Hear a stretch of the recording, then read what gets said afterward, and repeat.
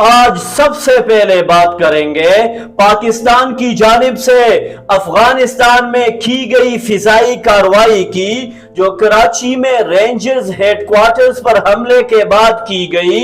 پاکستانی حکام کا دعویٰ ہے کہ اس کارروائی میں درجنوں دہشت گرد مارے گئے ہیں، جبکہ افغانستان کا موقف اس سے مختلف ہے۔ اس کے بعد بات کریں گے آزاد کشمیر کے انتخابات سے پہلے جمعیت علماء اسلام اور پیپلز پارٹی کے درمیان ہونے والے انتخابی اتحاد کی، جس نے سیاسی حلقوں میں ایک نئی بحث چھیڑ دی ہے۔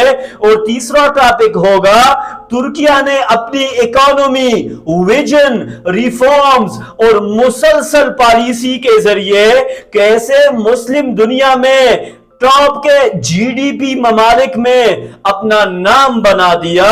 اور آخر میں بات ہوگی کہ ایران اور امریکہ کے درمیان کشمکش ابھی تک کیوں جاری ہے، ایران کیا چاہتا ہے اور امریکہ کہاں پھنسا ہوا ہے۔ کراچی میں رینجرز ہیڈ کوارٹر پر ہونے والے حملے کے بعد پاکستان نے اتوار کی رات افغانستان کی سرحد کے قریب ایک فضائی کارروائی کی۔ پاکستانی حکام کے مطابق اس کارروائی کا ہدف ایسے دہشت گرد تھے جو پاکستان میں حملوں کی منصوبہ بندی کر رہے تھے، اور کارروائی میں تقریباً 27 شدت پسند مارے گئے۔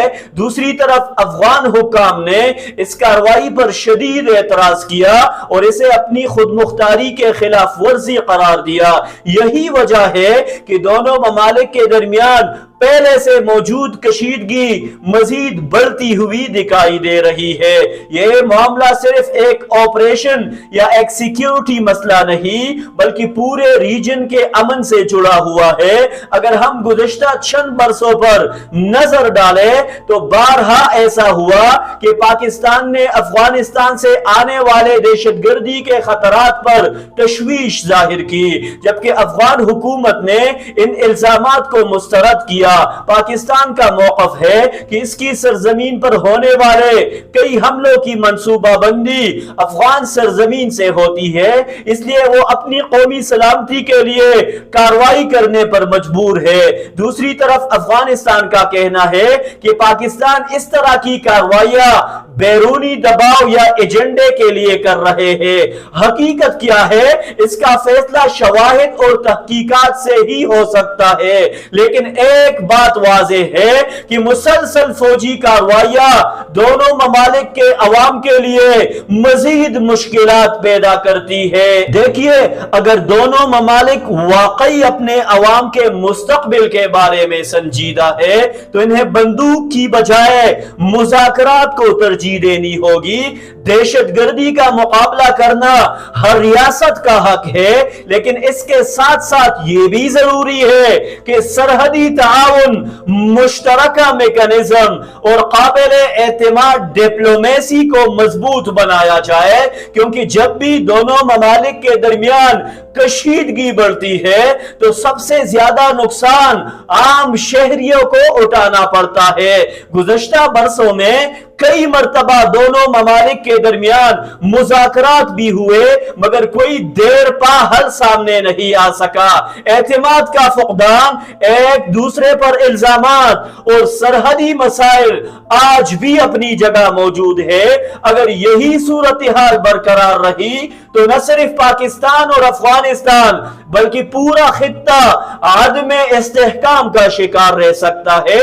امید یہی کی جا سکتی ہے کہ آنے والے دنوں میں دونوں حکومتیں کسی مشترکہ فریم ورک اور بہتر پالیسی کے ذریعے اس مسئلے کا مستقل حل تلاش کریں گے۔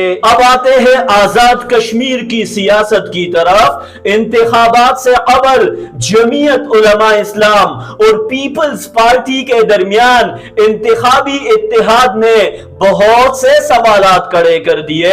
ایسے وقت میں جب آزاد کشمیر کے کئی علاقوں میں عوام مہنگائی، گورننس اور دیگر مسائل پر احتجاج کر رہے ہیں، اس اتحاد کو مختلف حلقے مختلف انداز میں دیکھ رہے ہیں۔ کچھ لوگ اسے خالصتاً ایک سیاسی اسٹریٹجی قرار دے رہے ہیں، جبکہ بعض کے نزدیک یہ انتخابی ایڈجسٹمنٹ ہے۔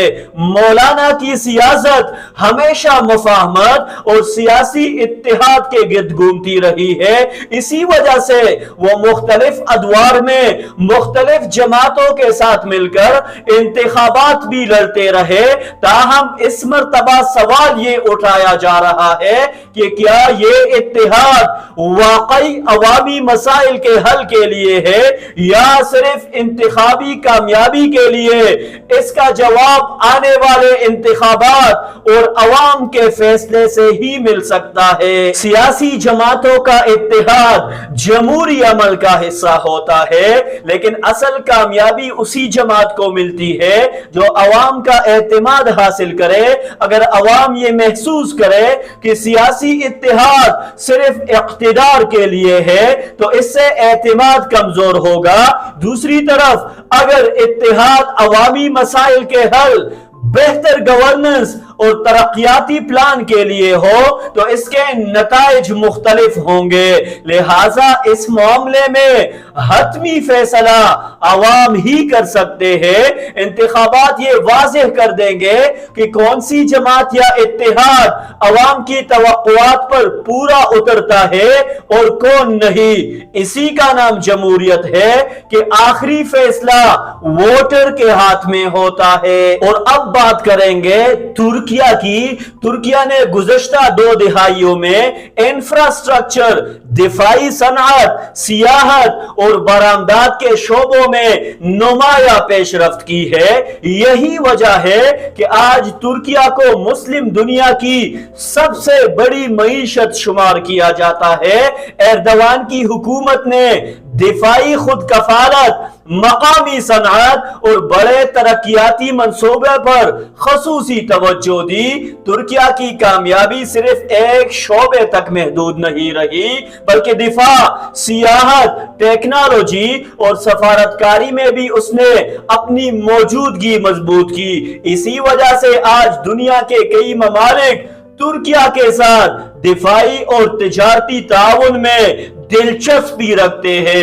یہ کامیابی مسلسل ویژن، ریفارمز اور طویل المدتی منصوبہ بندی کا نتیجہ قرار دی جاتی ہے۔ البتہ یہ بھی حقیقت ہے کہ ترکیہ کو مہنگائی، کرنسی کی قدر میں کمی اور دیگر معاشی چیلنجز کا بھی سامنا رہا ہے۔ اس لیے کسی بھی ملک کی کامیابی کا جائزہ لیتے وقت مثبت اور منفی دونوں پہلوؤں کو دیکھنا ضروری ہو جاتا ہے۔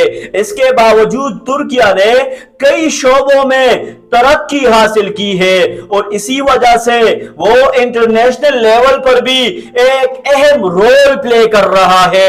پاکستان سمیت دیگر مسلم ممالک کے لیے بھی اس میں کئی لیسنز موجود ہیں۔